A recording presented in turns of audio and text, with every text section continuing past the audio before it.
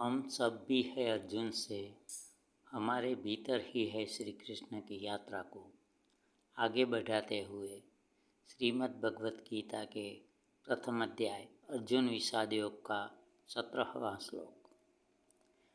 काव्य पंक्ति।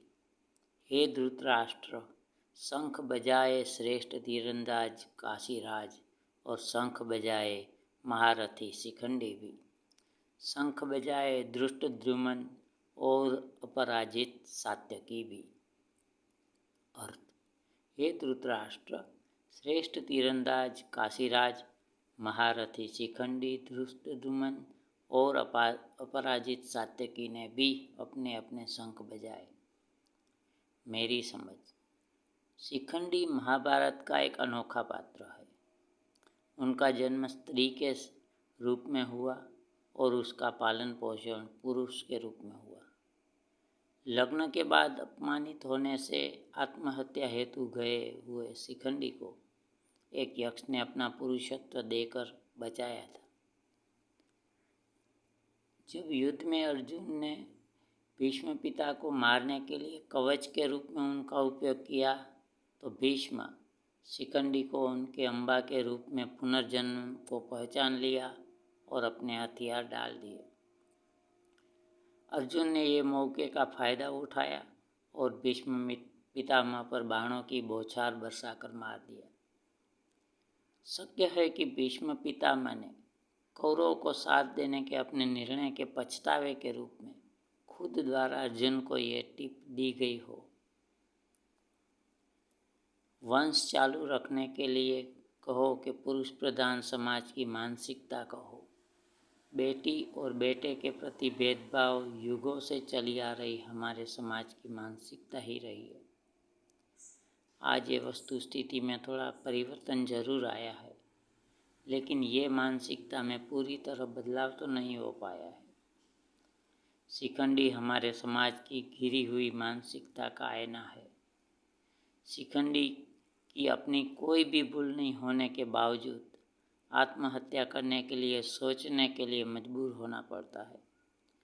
चलिए हम ऐसे शिखंडी का स्वीकार करें और उनकी व्यथा को समझें। श्लोक नंबर 70। हे धृतराष्ट्र, शंख बजाया द्रुपद ने, अलग अलग शंख बजाया द्रौपदी पुत्रों ने। शंख बजाया सुभद्रा पुत्र अभिमन्यु ने, शक्तिशाली अभिमन्यु ने। अर्थ। हे धृतराष्ट्र, द्रुपदी पुत्रों और सुभद्रा पुत्र शक्तिशाली अभिमन्यु ने भी अलग अलग शंख बजाए।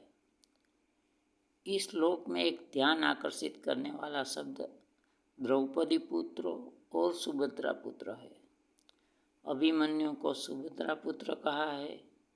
वेद व्यास जी ने अभिमन्यु के साथ माता का नाम जोड़कर नारी शक्ति को महत्वपूर्ण और प्रशंसनीय ऊंचाई प्रदान दी है। श्लोक नंबर 19। हे धृतराष्ट्र, भयावह शंखनाद की गूंज से गरज उठा आसमान और गरज उठी पृथ्वी और चीर डाले हृदय आपके पुत्रों के। अर्थ।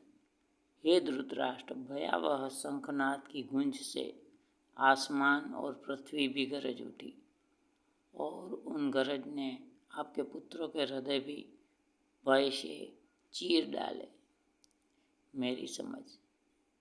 हमने आगे जो संजय दृष्टि की बात कही वो यहीं स्पष्ट दिख रही है और उन दृष्टि का अभाव भी दिख रहा है। संजय जी कौरव की हार देख सकते थे क्योंकि वो दीर्घदृष्टा थे, जबकि पुत्र प्रेम में अंध धृतराष्ट्र, अहंकारी दुर्योधन और उनके छोटी सोच वाले सहकारों ने ये नहीं देख सके। जब युद्ध भूमि में सामना करने की नौबत आई, पीछे भी नहीं हट सके ऐसी पलाई, तब भयभीत हो गए। ऐसा अनुभव हमें अपनी निजी जिंदगी में भी कई बार होता है। जानते हुए भी मोह और अहंकार में डूबे हुए हम गलत निर्णय लेकर अपने ही पैर पर कुल्हाड़ी मारते हैं। अस्तु।